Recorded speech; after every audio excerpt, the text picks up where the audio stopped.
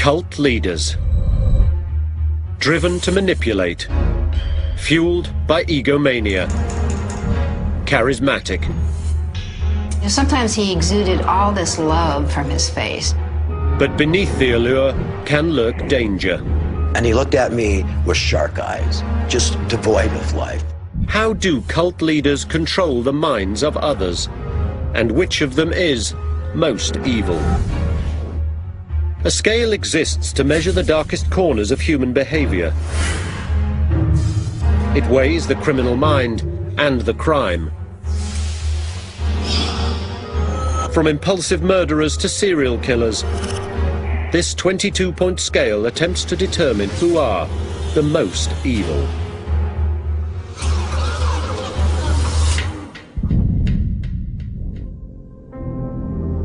Cult leaders are driven by narcissism. They want to control others. Shoko Asahara convinced some of Japan's best and brightest to commit mass murder. Adolfo Constanzo drew his followers into a cult of voodoo and human sacrifice. 4 Los Angeles cult members brutally murdered 7 people. They were disciples of Charles Manson. Fueled by overdeveloped egos, these cult leaders shaped their worlds in their own vision. They manipulated others to perform vicious acts. But where does the evil lie? Dr. Michael Stone of Columbia University created the 22-point scale of evil. It distinguishes between killers whose minds are overtaken by madness and those who are in control of their actions. To place each cult leader on his scale, Dr. Stone examines the cruelty of their acts and the evolution of their beliefs. He begins with Shoko Asahara.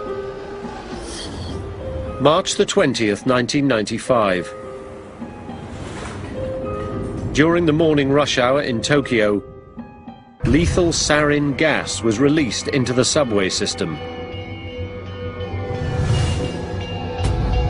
12 died. 1,000 were injured. The perpetrators were not common criminals. They were doctors, lawyers, scientists. All were members of the doomsday cult Aum Shinri Kyo, a faith preaching Armageddon.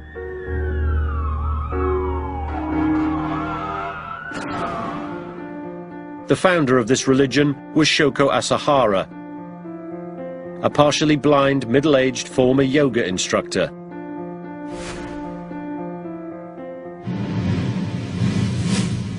How did Asahara compel well-educated people to commit such an evil act?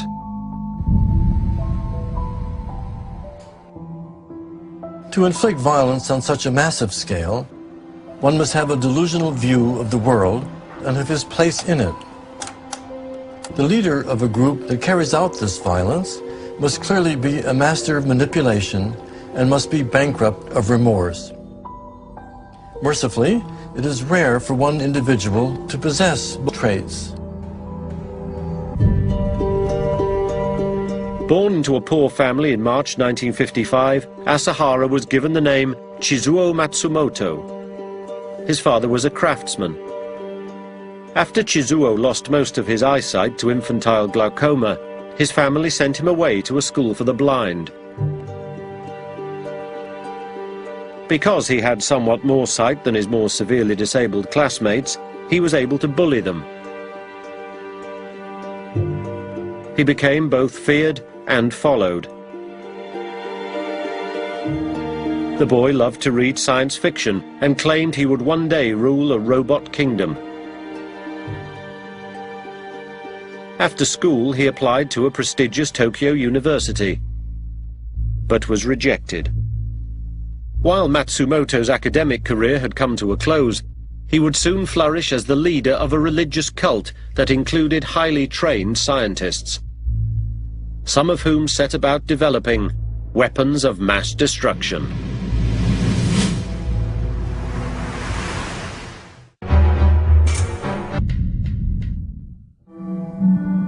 Chizuo Matsumoto lost most of his eyesight at an early age and spent much of his childhood at a school for the blind in Japan.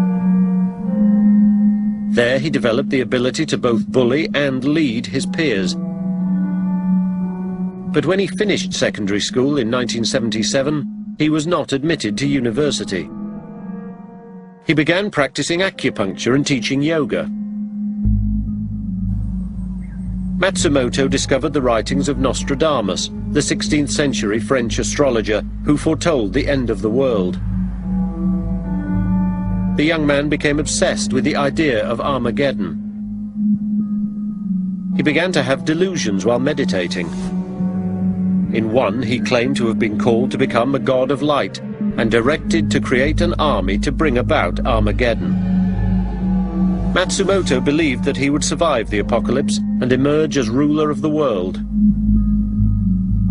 In 1987, he changed his name to Shoko Asahara and formed a religion called Aum Shinri Kyo, or Supreme Truth. He registered himself as the leader.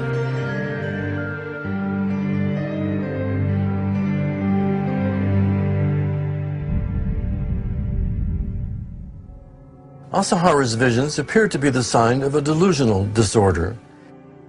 The fact that he is a guru yoga instructor, and therefore already in a position of authority, makes his delusions potentially more harmful to others.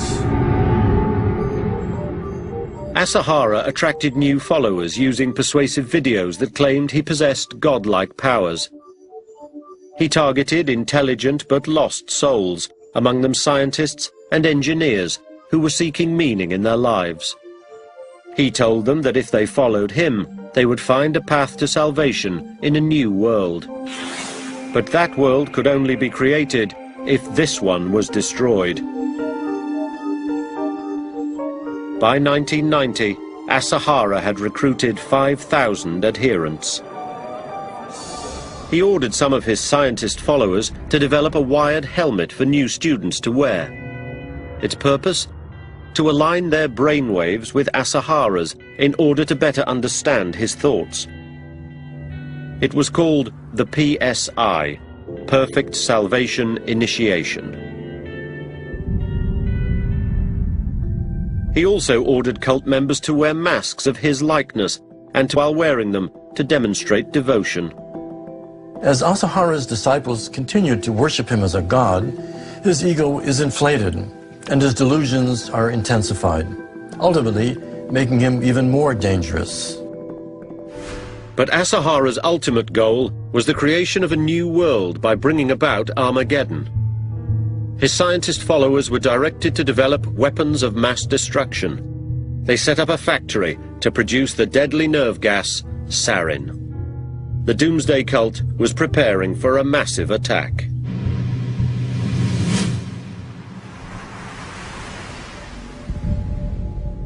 In 1995, Asahara ordered the release of the deadly sarin into the Tokyo subway. The March 20th attack killed 12 and wounded 1,000. He and his inner circle were arrested and charged with multiple counts of murder. Asahara expressed disappointment about the low death toll. Self-centered and psychopathic, Asahara revealed his general contempt for humanity by scheming to commit murders that would spark an apocalyptic war. There was an extremely high level of evil in Asahara. His delusions, however, qualify as a form of mental illness. For that reason, I cannot place him at the highest level of my scale. Therefore, I place him at level 16, psychopaths committing multiple vicious acts with one or two extraordinarily vicious acts.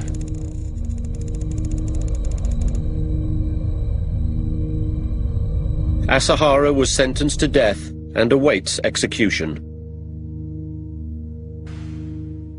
Like Asahara, many cult leaders claim a direct line of communication with God or a deity.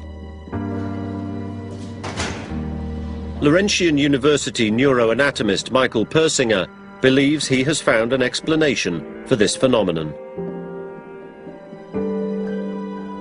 We now realize that all experience comes from brain activity, or even religious experiences are a product of a certain pattern of brain stimulation. Persinger believes that when the brain's temporal lobe, the region responsible for comprehension, is overstimulated by electromagnetic activity, cerebral seizures can develop that may lead to delusions.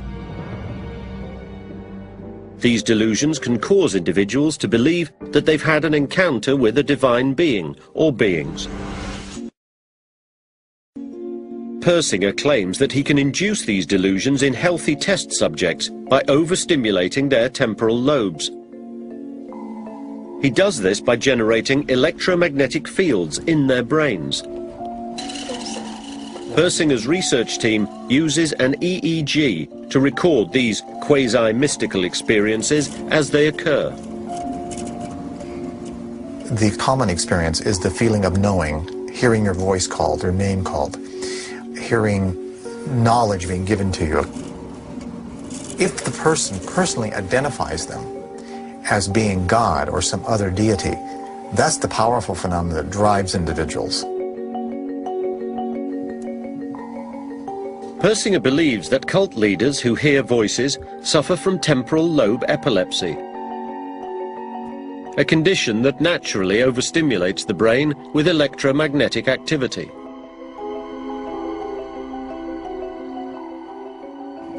There is a distribution of cult leaders which are convinced that they are doing this by cosmic consent, and almost invariably they have to proselytize. They have to spread the word. Shoko Asahara preached Armageddon. Another delusional cult leader, Adolfo Constanzo, claimed that the voices of gods urged him to sacrifice humans. April 1989, Matamoros, Mexico, near the US border. Police exhumed 13 mutilated bodies. One of the victims was an American university student, Mark Kilroy. His brain had been removed and his legs cut off. Other bodies showed signs of torture. Many had been decapitated.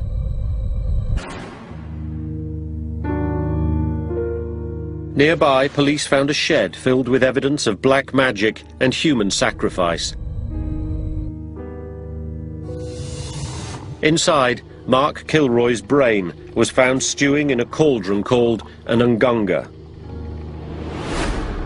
The owner of the shed was cult leader Adolfo Constanzo, a voodoo-practicing drug dealer.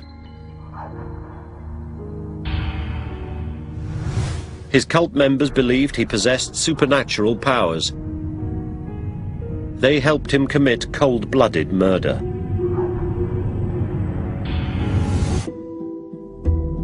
Torture and subjecting the unwilling to human sacrifice are the most extreme forms of violence. These are the acts I consider the most heinous on my scale of evil. But before I can place Constanzo on my scale, I must look at his entire life. Adolfo Constanzo was born in Miami in 1962. His Cuban mother was a priestess of the African religion Palo Mayombe. She believed that Constanzo was a chosen one, destined for greatness in the world of evil, and she groomed him for this future. As a child, Constanzo was taught to torture and kill animals. He was praised for exhibiting no remorse. At the age of 21, Constanzo took possession of an nganga, which was filled with a brew made from sacrificed animals. This ceremony concluded his training as a Palo Mayombe priest. Learning almost nothing but black magic and animal sacrifice since birth, it is clear that Constanzo's environment played a key role in who he would become. Raised by his mother to believe that he was destined for greatness, Constanzo developed megalomania. Desensitized to inflicting pain and confident in his own supernatural abilities, Constanzo had all the elements of a deadly cult leader. In 1984, Constanzo set up shop as a Palo Mayombe priest in Mexico City. He quickly gained a following by performing ritualistic cleansings and telling fortunes. He became a trusted advisor to wealthy drug kingpins, advising them when it was safe to move their product. They were unaware that Constanzo was secretly bribing the police for this information. The drug dealer's profits were increasing, and Constanzo was perceived to have supernatural powers. The dealers treated him with reverence, believing he was a godlike protector. Some became students of his black magic religion and demonstrated their devotion by obeying his every command, even turning over partial control of their drug cartels. Constanzo grew rich and powerful and quickly became more than a priest for hire. He led his devoted followers into the world of human sacrifice.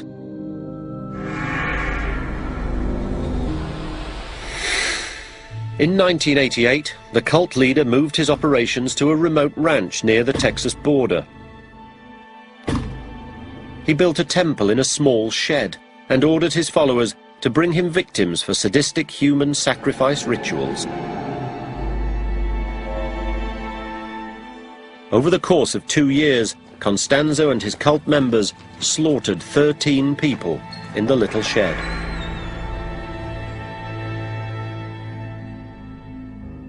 They targeted the poor and petty criminals, whose disappearances went largely unnoticed. But when they snatched Mark Kilroy, an American student whose family had powerful political connections, everything changed. The media picked up on Kilroy's disappearance. When police found his body on Constanzo's ranch, they also uncovered details of the twisted cult. The FBI joined in the search today for leaders of a drug-smuggling cult that slaughtered at least 13 people in a Mexican border town. Police cornered Constanzo in Mexico City, but a member killed him before he could be arrested. Adolfo Constanzo did not simply commit murder. He compelled his followers to bring him victims to use in human sacrifice. The ritualized torture and the degree to which Constanzo enjoyed inflicting pain on his victims before killing them correspond in my scale of evil as some of the most heinous of crimes. For this reason, Adolfo Constanzo scores a 22 on my scale. This is the highest category on the scale.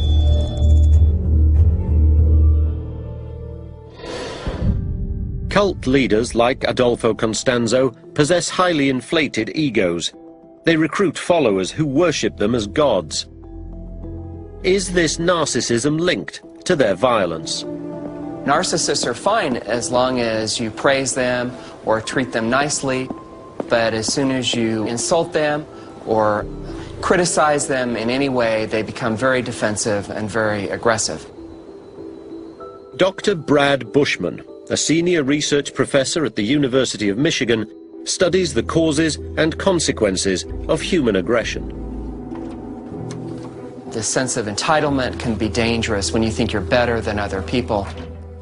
To test his theory, Bushman conducted an experiment to find out how narcissists react when they are insulted. He looked for participants with the biggest egos using a series of multiple-choice questions. Participants are forced to choose between one of two responses. For example, if I ruled the world, it would be a better place, versus the thought of ruling the world frightens the hell out of me. Once Bushman identified the narcissists, Just want to come in and have a seat over here. he asked them to write an essay.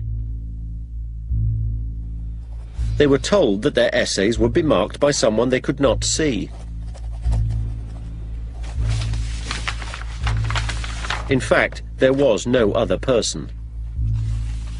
The essays were assigned a grade. The experimenter then flips a coin. If it's a head, the experimenter writes an A on the paper along with the comment, "Great essay." If it's a tails, the experimenter writes an F on the essay along with the comment, "This is one of the worst essays I've ever read." Okay, here's your partner's evaluation of your essay.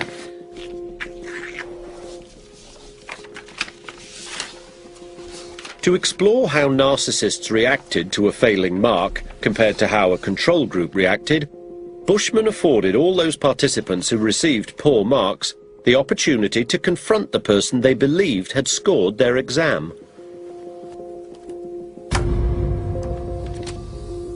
You can't give people guns or knives or even boxing gloves. So in our studies, what we do is they have a chance to blast their partner with loud noise through a pair of headphones.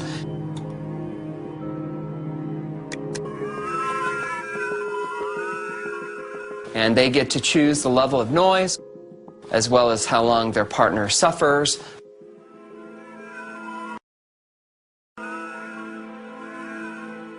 Narcissists consistently selected excessively high noise levels, in contrast to the control group. We'll look at the whole range of scores. The results of our study show that when narcissists get a good grade, they're not very aggressive, but when they get a bad grade, they set louder and longer noise blasts. Narcissistic people believe they're more deserving, they're entitled to special treatment. When they suffer a blow to their ego, when they're criticized or humiliated, they become very defensive, become very angry, and are likely to lash out and behave aggressively to others. The link between narcissism and aggression is especially evident in the man who might be the most infamous cult leader in history.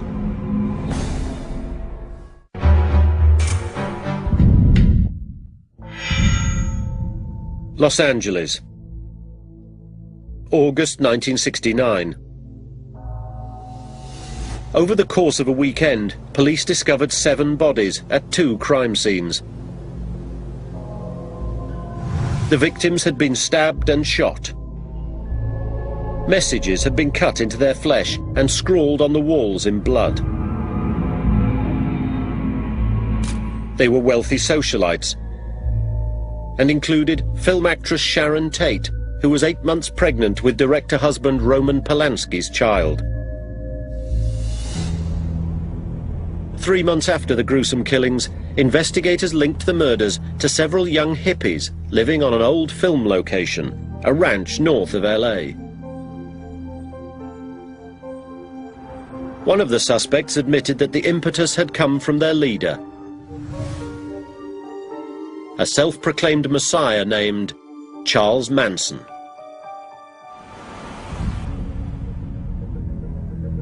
Police were astounded. How could this short career criminal have had the power to turn middle-class kids into savage killers?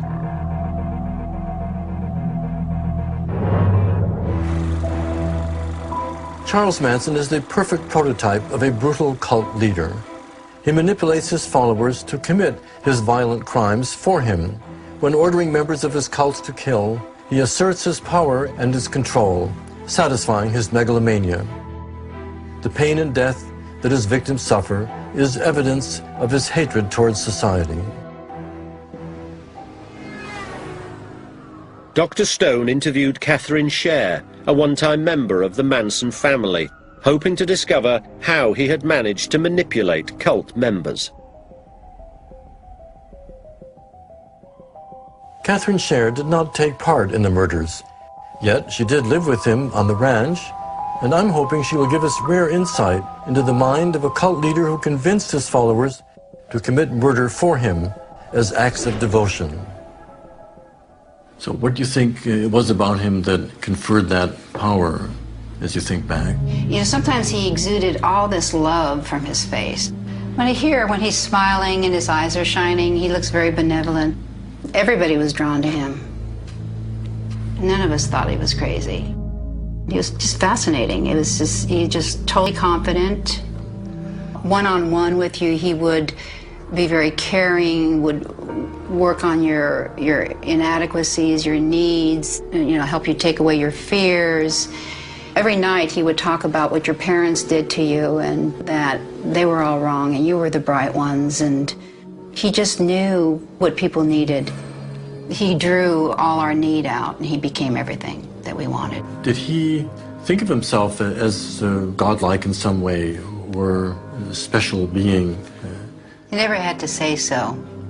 He was real good at letting you come to that conclusion. Mm-hmm. He was really good into subliminal messages, talking about one thing and slipping in another. He must be Christ, he must be Christ, he must be Christ. Yeah. Mostly I thought he was a prophet. Okay. I thought that he heard from God and God spoke through him. That's what I thought.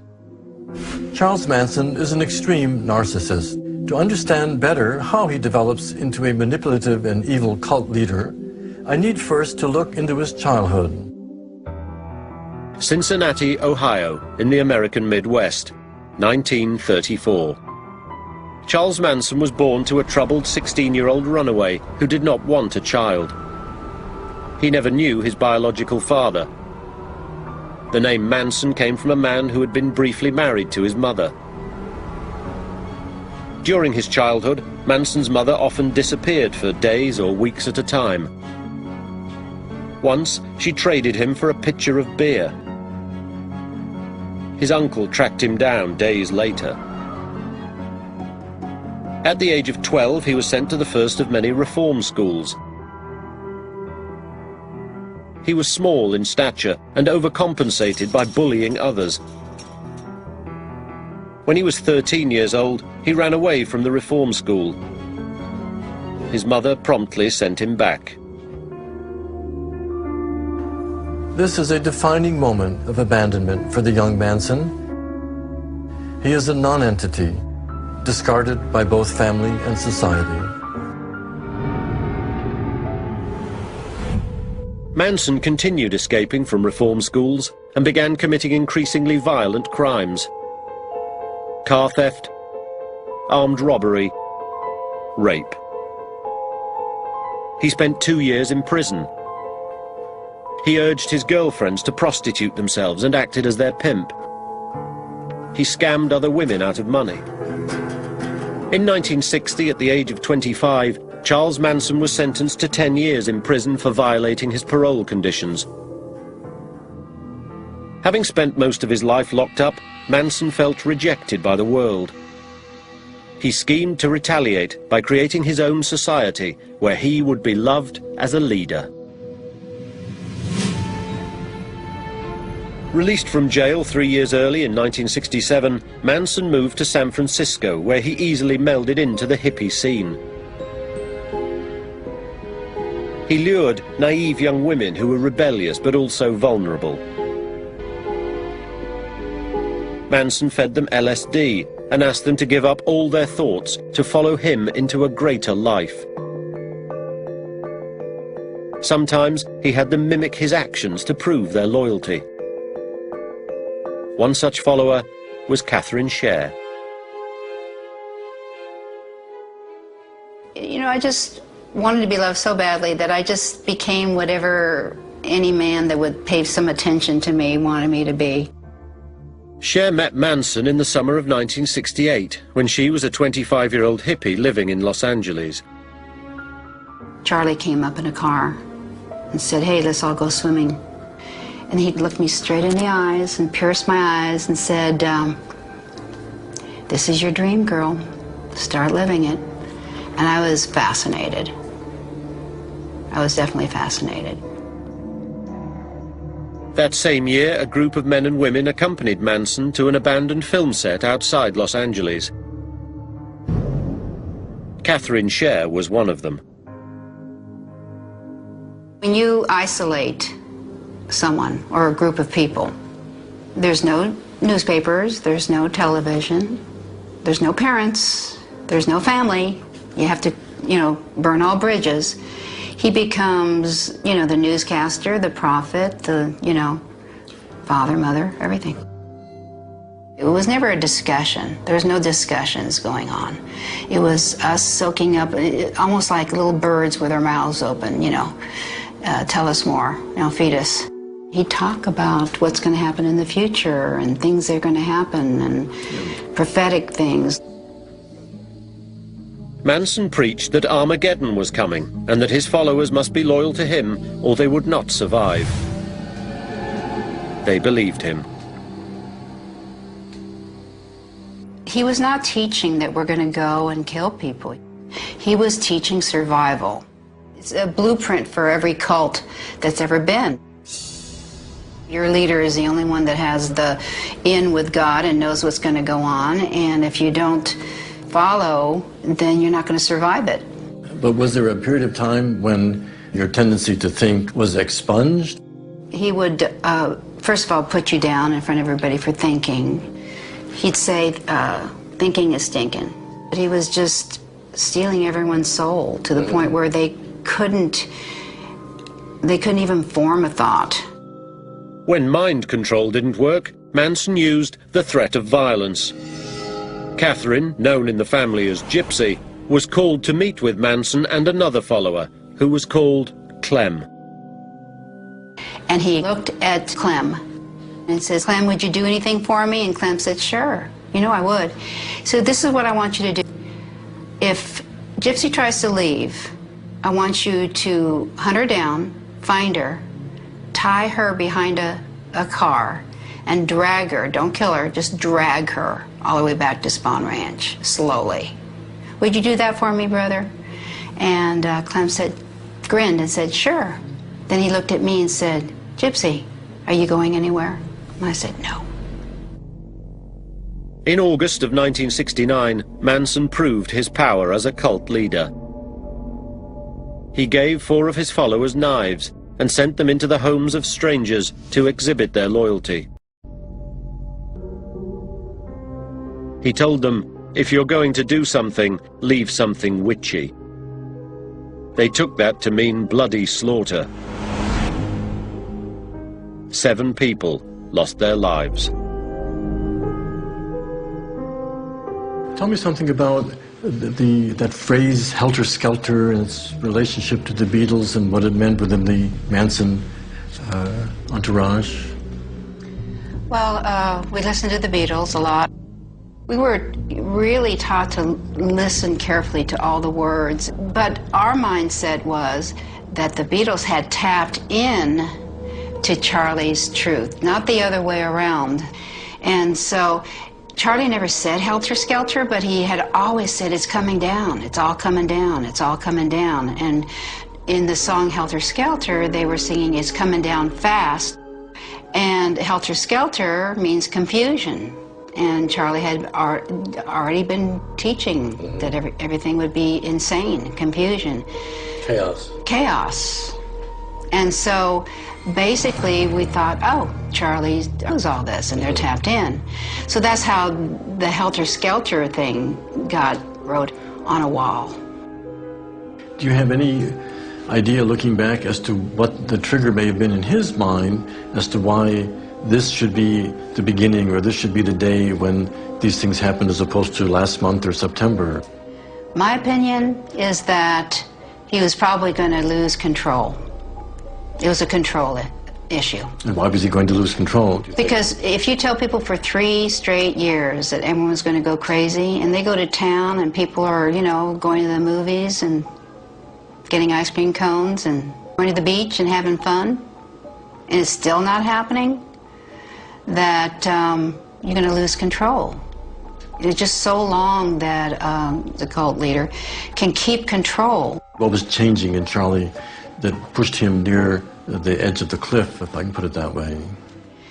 Charlie started changing, getting a little bit more insane, becoming more violent with us. It was getting to the point where we had to get out of town. It was all going to come down. He used terms like, it's all coming down. everything's coming down. Catherine Scher is convinced that her fellow cult members were so deeply under Manson's spell that they weren't responsible for their actions. I do not believe they had any knowledge of what they were about to do or where they were going to go. Until the last moment. Until they walked onto the... They were so programmed by then to do exactly what they were told. Brainwashed and just under brainwashed completely, to the point where they had no will of their own left. When Manson and his cult members were captured, a media frenzy ensued. America was bewildered by the young women who worshipped this small, crazy-eyed criminal. Catherine Scher remained loyal to Manson throughout the trial and protested against his incarceration. How can you say that there's no question of his innocence unless you were with him at the time and it was somewhere else? Well, the newspapers now are dropping the word alleged. I can say anything I want to say. She demonstrated her loyalty with bizarre acts of devotion. This was a crawl that we made. He gave us acid and said he wanted us to do that. And we crawled on our hands and knees all the way from the Sunset Strip to the courthouse. And I didn't think anybody took pictures of it. Very short hair. There I am. What should be the meaning of that? To show the devotion that we had to Charles Manson. It took years for Catherine Scher to break out of Manson's control, but now, at the age of 64, she no longer calls him her leader. My eyes started opening and I started seeing that he was a user, and he was a liar, and he was a coward. Manson has come to represent most people's picture of evil, but he himself does not commit the acts of torture and violence necessary to reach the highest level of my scale. Manson's evil acts come in the form of manipulation and control of the people who commit the murders. Because he never actually kills the victims in the Tate LaBianca case, but only influences others to do so, I place him near the top of my scale, but not at the top. Charles Manson is a psychopathic murderer with a narcissistic compulsion to be worshipped. He ranks at level 15 on my scale of evil. California abolished the death penalty in 1972, and the Manson family sentences were commuted to life in prison. Charles Manson, now in his 70s, still manages to attract the desperate and naive. And he even remains an icon for some. But the death toll that resulted from Manson's twisted schemes is dwarfed by the tragedy that unfolded in a South American jungle in 1978. The most deadly cult massacre ever.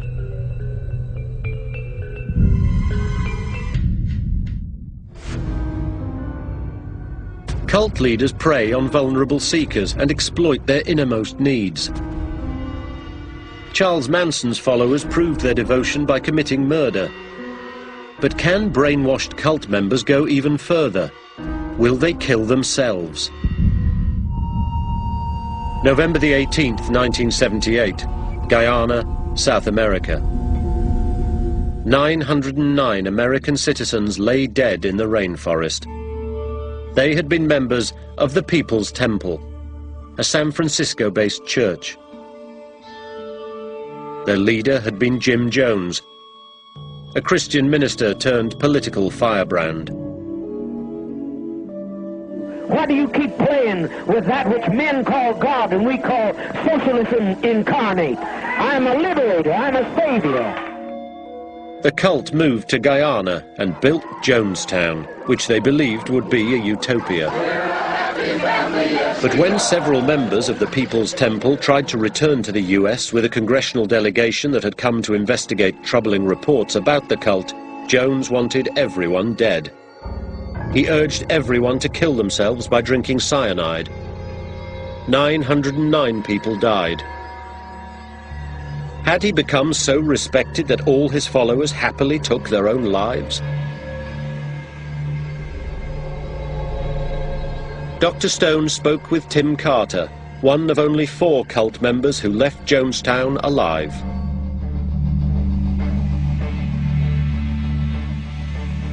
You're a rare survivor of what started out as a utopia that ended up a dystopia. Let's begin with Jones ordering everyone into the pavilion. The sky turned black, and on my life, I am telling the truth. It literally felt like evil itself flew into Jonestown. Carter maintains what took place on that dark day was more murder than suicide. Number one, children don't commit suicide. In terms of children and seniors and the number of people that were injected were over 600 people. How many people drank poison because they thought that what Jones was saying was the truth? You know, I think this is a much smaller number. Even though it should have been absolutely obvious to me what was going on, it wasn't, because the part of me was going, no, this can't be happening. This isn't real. This doesn't make any sense. This doesn't compute on any level. You do not kill everybody because some people wanted to leave this community. Carter attempted to outwit Jones and save his family, including his wife and 15-month-old son, Malcolm. But he was too late. So I go back up to the pavilion, and I turn to my right, and Malcolm was having poison squirted into his mouth.